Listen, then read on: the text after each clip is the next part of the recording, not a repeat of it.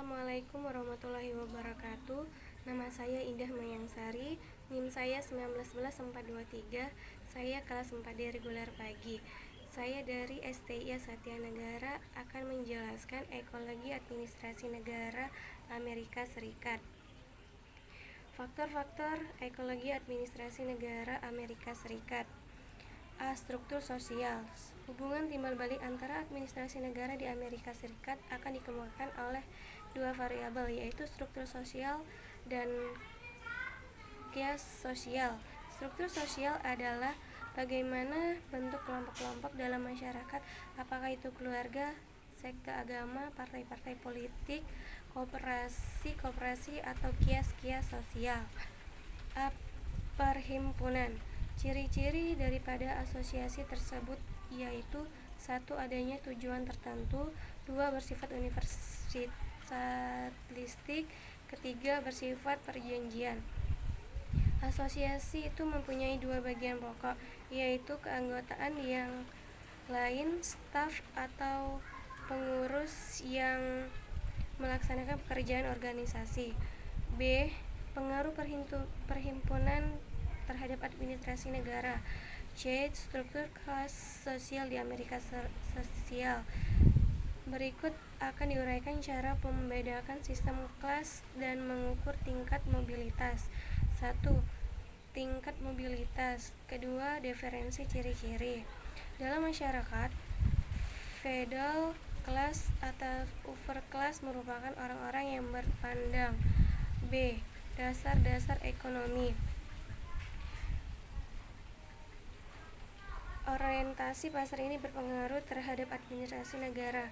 A. Berpengaruh langsung. 1. Konsep komoditi. Karena tenaga kerja dianggap sebagai komoditis atau barang perdagangan, harganya akan berupa gaji atau upah. B. Konsep kebebasan memilih. Dalam administrasi negara atau dalam hal administrasi kepegawaian. 3. Konsep kebebasan kontrak.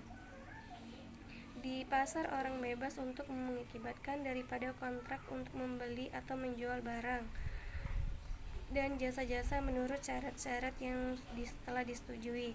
B. Pengaruh tidak langsung. Orang-orang di pasar bebas mengadakan kontrak dan menentukan syarat-syarat.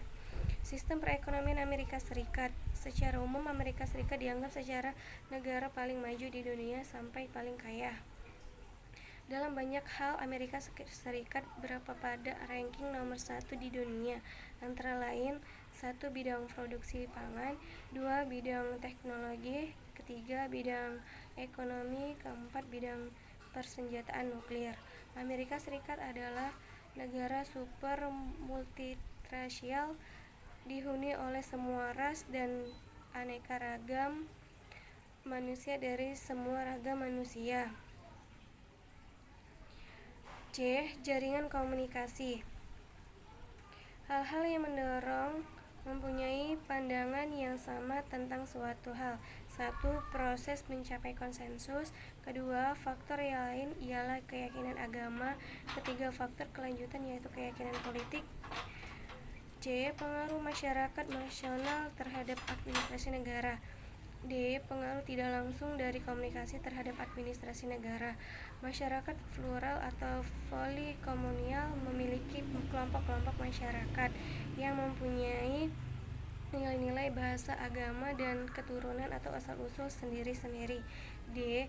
Budaya Amerika Serikat. Perkembangan budaya Amerika Serikat, hari-hari libur, olahraga, agama, kuliner, musik, tari, dan seni rupa, dan banyak dipengaruhi oleh budaya Eropa khususnya serta budaya Indian sebagai masyarakat aslinya. E. Kondisi geografis dan demografis Amerika Serikat. 1. Geografis Amerika Serikat. Geografis Amerika Serikat adalah negara yang terletak di belahan barat, terdiri dari 48 negara bagian Amerika Utara, termasuk Alaska, semenanjung yang membentuk bagian paling barat Laut Amerika Utara, dan Hawaii, kepulauan di Samudra Pasifik. Negara ini memiliki perbatasan darat dengan Kanada dan Meksiko. 2.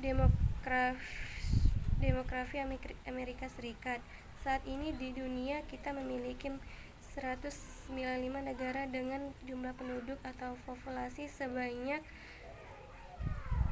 795.217.980 jiwa. F. Pola-pola ideologi atau simbol. Sistem simbol adalah suatu nilai yang dipegang teguh dan dijunjung tinggi serta merupakan landasan bagi seseorang untuk masyarakat bertindak. Pejabat-pejabat pemerintah sering dituntut oleh karya tindakan-tindakannya tidak berdasarkan hukum. Pola-pola atau simbol dipengaruhi oleh pengaruh mitos, konsensus persamaan, pengaruh administrasi negara terhadap mitos human equality. G. Rangka dasar dan sistem politik.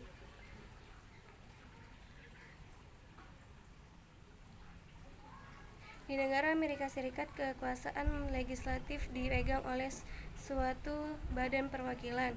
A. Senate. B. House of Representatives.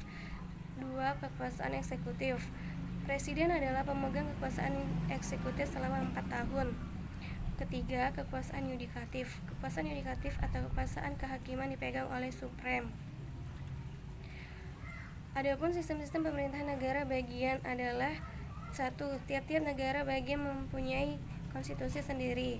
Kedua, kekuasaan pemerintahan bagian. A. Legislatif. Kekuasaan legislatif dipegang oleh dan dilaksanakan oleh 2 dewan majelis, yaitu Senate. Kedua, House of Representatives. B. Kekuasaan eksekutif. Kekuasaan eksekutif dipegang oleh seorang gubernur yang dipilih langsung oleh rakyat negara bagian. C. Kekuasaan yudikatif.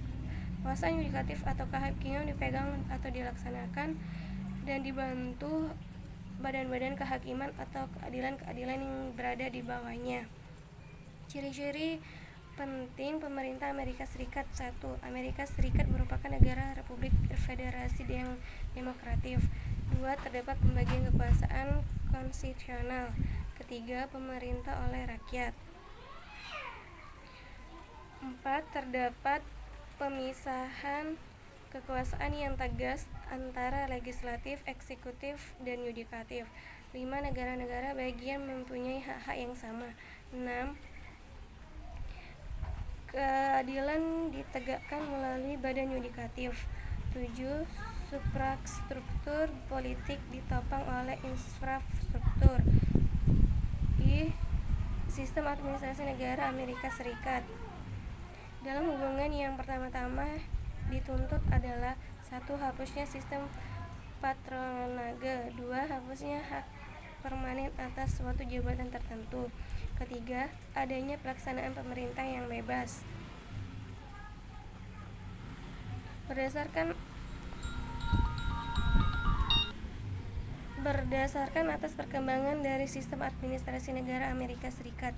Yang pertama, berdasar hukum dan pejabat-pejabat publik bertanggung jawab.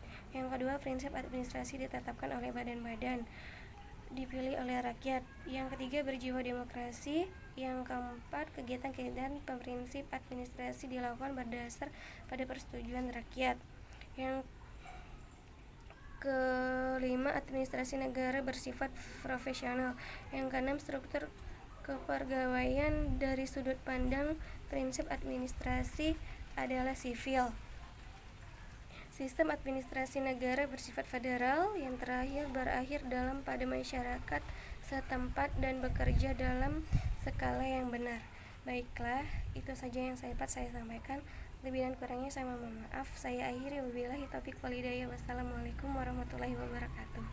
Terima kasih.